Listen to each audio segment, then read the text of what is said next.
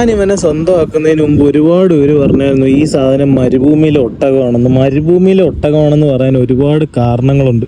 ഒരു പക്ക ഓഫ് റോഡർ അന്ന് 23 ലക്ഷം രൂപയ്ക്ക് ഇറങ്ങിയെങ്കിലും ഇന്ന് അത്യാവശ്യം ജോലിയുള്ള ഒരാൾക്ക് നമുക്ക് സ്വപ്നം കാണുന്ന ഒരു ഓഫ് റോഡ് വണ്ടി എന്ന് പറയുന്ന സാധനത്തിലേക്ക് ഇതിനെ കൊണ്ടുവരാൻ വേണ്ടിയിട്ട് മിറ്റ്സുബിഷി എന്ന് പറയുന്ന സാധനം ഒരുപാട് പങ്ക് വെച്ചിട്ടുണ്ട്. എന്തുകൊണ്ടാണ് SFX ഇത്രയും വലിയൊരു ഓഫ് റോഡർ ആയത് എന്ന് നിങ്ങൾക്ക് അറിയോ? ഒന്ന്, ഇവന്റെ കട്ടിയാണ്, ഭയങ്കര ഗേജ് ഉള്ള ഒരു ബോഡിയാണ്. രണ്ടാമത്തത് ഇവന്റെ ഗ്രൗണ്ട് ക്ലിയറൻസ് ആണ്.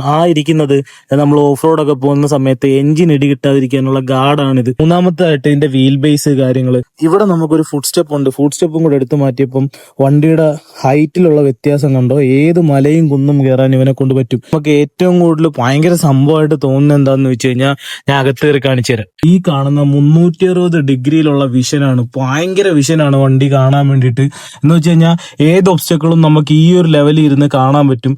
അതൊരു പക്ക ഓഫ് റോഡർ അല്ലെ ഒരു ഓഫ് റോഡ് വണ്ടി ഓടിക്കുന്ന ഒരാൾക്ക് വേണ്ട എല്ലാ ക്വാളിറ്റീസും തരുന്ന ഒരു സാധനമാണ് ഈ മിറ്റ്സുബിഷി പജേറോ SFX എന്ന് പറയുന്നത്. ഒരു കിടിലൊരു സാധനമാണ് ഈ ഇരിക്കുന്ന വോൾട്ടിമീറ്റർ, ഇൻക്ലിനോമീറ്റർ, നമ്മളെ തെർമോമീറ്റർ. പിന്നെ ഇങ്ങോട്ട് വരുമ്പം ഒരു രക്ഷയില്ലാത്ത ഒരു അടിപൊളി ഒരു ഓഫ് റോഡ് ഗിയർ സിസ്റ്റം ആണ് നമുക്ക് തന്നിരിക്കുന്നത്.